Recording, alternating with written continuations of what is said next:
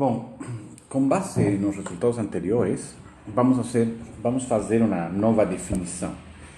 Vamos dizer que um conjunto Y domina um conjunto X se existe uma função injetora de X em Y. Tá? E dizemos que Y domina estritamente X, né? Se Y domina X, mas X não domina Y. Né? Vamos denotar dessa forma, né? Com esse símbolo, assim. Quando X é dominado por Y, ou seja, Y domina X.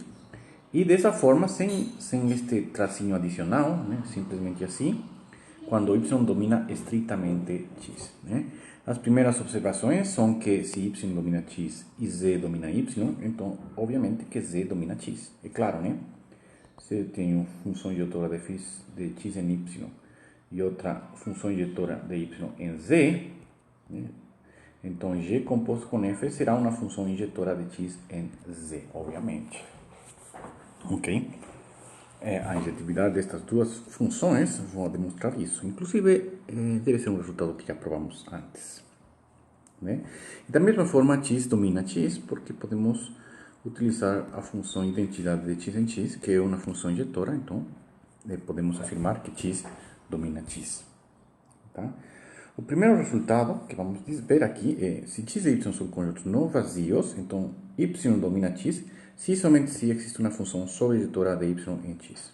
Né? A demonstração é muito fácil. Vejam bem. Se Y domina X, quer dizer que existe uma função injetora de X em Y.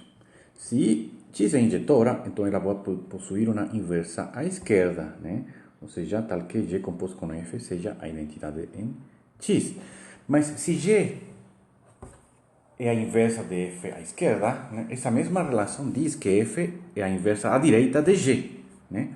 Ou seja, G possui inversa direita, que é F. Né? E G, portanto, vai ser sobreinjetora pelos resultados anteriores. E G, claro, é uma função de Y em X. Portanto, temos o que nós queríamos provar. Né? Aqui, claro, demonstramos em um sentido, mas obviamente que se G for uma função sobreinjetora de Y em X, vai existir uma relação dessa forma, com algum F assim, e F satisfazendo esta relação, então vai ser injetora também.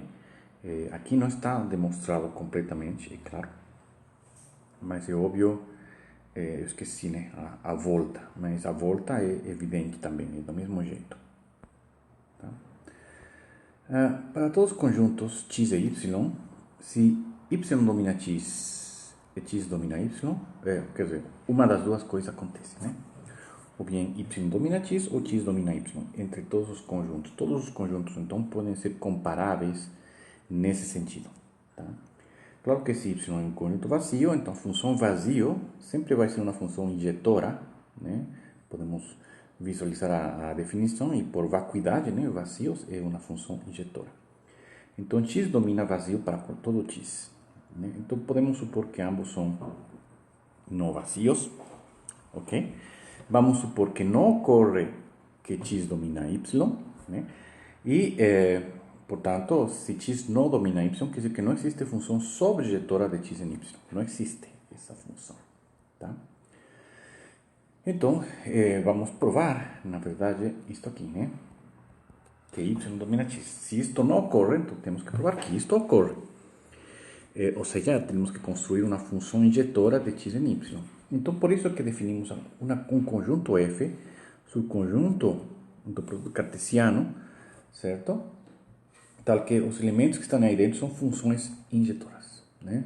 Obviamente, podemos ordenar esse conjunto por inclusão, né? Certo? E se estes dois conjuntos são vazios, quer dizer que existe um elemento em X, um elemento em Y, e, portanto, eu posso definir uma função do conjunto X em Y, né? Esta função aqui. Simplesmente que leva X em Y, certo? Obviamente, é uma função, porque o elemento X só tem uma imagem, né? E, obviamente, é injetora, porque não existem dois elementos aqui. Quaisquer elementos que tenham a mesma imagem vai ser o mesmo elemento, temos só um elemento. Então, é uma função. Isto, né, neste conjunto, uma relação, está contido aqui dentro e satisfaz as propriedades de ser função injetora. Né? Então, no lugar de escrever assim, né, como usualmente escrevemos uma função, podemos escrevê-lo também como conjunto, porque uma função é um conjunto.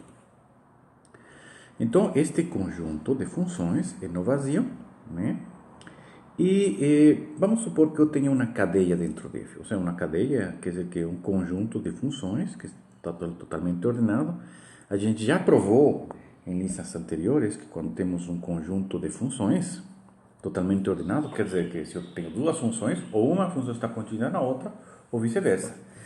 E provamos que a união vai ser uma função, né? A gente já provou isso. O que faltaria provar é que a união é injetora também, ou seja, que pertence a este conjunto. Se provamos isso, estaremos provando que esse conjunto C, essa cadeia, possui limitante superior. E se possui limitante superior toda a cadeia em F, vamos utilizar o lema de Zorn, que é equivalente ao axioma da escolha, para dizer que existe elemento maximal aqui. Não vamos nos adiantar, vamos provar esse resultado. Tomemos então dois elementos no conjunto X e um elemento em Y, tal que estes dois elementos estão em união de C. Ou seja, a união de C de x1 é igual a y, a união de C de y de x2 é igual a y também. Por definição de união, né, vai existir dois elementos em C, duas funções, né, tal que x1 e y estão em F1 e x2 e y estão em F2. Como o conjunto C é totalmente ordenado, um dos dois, F1 está contido em F2 ou F2 está contido em F1. E a demonstração é similar, por isso que podemos dizer, sem perda de generalidade, que F1 está contido em F2.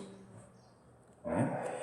Dessa forma, estes dois elementos estão em F2, e como F2 é injetora, necessariamente x1 vai ser igual a x2. Né? F2 de x1 igual a y, F2 de x2 igual a y, F2 injetora, então x1 igual a x2. Ou seja, nós provamos que se dois elementos têm a mesma imagem y, esses dois elementos são iguais. Ou seja, união de C é uma função injetora e, portanto, união de C vai pertencer ao conjunto F. Ou seja, e claro, para todo F em C, nós temos que F está contido na união de C. Então, toda cadeia, como falei antes, né, possui um limitante superior.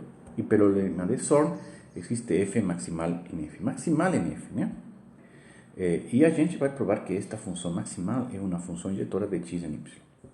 Bom, seja Z o domínio de F, que está contido em x, né? Vamos querer provar que Z é igual a x. Se F for sobrejetora, né? Ok? Eu defino a seguinte função, f til, né, de x em y, que vai levar x em f de x quando x tem z e em b quando x não tem z. Tá? Essa vai ser uma função, né? Porque para os elementos em z é f e para os elementos fora de z é um elemento fixo b que está em y. Tá? Se f é sobrejetora, né, f til também vai ser sobrejetora, né? Porque qualquer elemento na imagem tem pré-imagem já aqui, né? O que contradiz a hipótese inicial, né, que não existe função sobrejetora de x em y. Em princípio, não existe. Então, f não é sobrejetor, não pode ser. Tá? F, claro, lembrando que f vai de z em y e ela não é sobrejetora. Isso é o que acabamos de provar aqui nesta parte. Então, f não é sobrejetora. Isso quer dizer que existe um b que está em y que não está na imagem da função f. Bom, agora vamos provar que z é x, né? Vamos supor que não é x, ou seja, z está contido em x e não são iguais, o que quer dizer que existe algum elemento que está em x menos z. E vou definir a função g, que é igual a f união esse par a b. Ou seja, a função g, né, vai ser uma função de z união o elemento a, né, em y, né, tal que um pequeno x é enviado em f de x, se x está em z, e o f de a, né, que é o elemento que está sobrando, vai ser o b. E, obviamente, essa função continua sendo injetora, né, porque eu escolhi o b fora da imagem de f. Então, esse b não é igual a nenhuma das imagens dos outros elementos. Então, g também é injetora e também está contido aqui.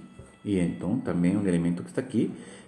E nós temos, né, claramente da definição de g, que f está contido em g sem serem iguais. Isso contradiz a maximalidade de f. Uma tal função não pode existir. Isso a gente partiu do fato, supondo que z era diferente de x. Então, quer dizer que z é x. Isso quer dizer, então, que f é uma função injetora de x em y, o que prova que y domina x. Tá? Então, aqui nós vemos que eu falei no meio da demonstração, né, utilizamos o lema de Zorn, certo? Eu acho que eu falei, mas eu não escrevi, né? Talvez. Pelo lema de Zorn está escrito, sim? Existe uma função vecinal. Então é necessário, então, o axioma de escolha. Então, é necessário para poder dizer que entre duas funções dadas vai existir uma função injetora necessariamente de uma na outra, ou uma função sobretora de uma na outra, em um dos dois sentidos. Existe. A gente consegue construir. Como são arbitrários esses conjuntos, essa demonstração não é construtiva, né? Como vocês puderam observar, né? Depois, agora, vamos continuar com aplicações em álgebra do axioma da escolha, né? Quando falamos de axioma da escolha, estamos falando de seus equivalentes também, né? Lema de Zorn e princípio de boa ordem. Quando utilizamos qualquer um deles, é como se estivéssemos utilizando o axioma da escolha, porque essas três noções são equivalentes.